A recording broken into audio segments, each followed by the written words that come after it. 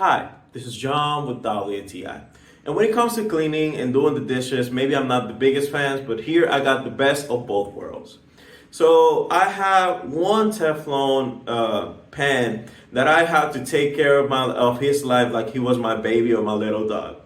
And this is where this Scotch-Brite double side sponge comes into place. So for the Teflon, I would always use the soft side, trying not to scrub off the Teflon. But when it comes to doing the dishes or something like a plastic or another pan, but these pans that are gonna be like aluminum or metal that I really have to scrub, this guy has this thick layer on the outside that is gonna be strong, that is gonna be durable, and at the same time, it can pretty much take anything. Using this soft side that maybe you want to clean something related to crystal, you want to scratch it, and you want to take care of all these different areas of your whatever you're doing.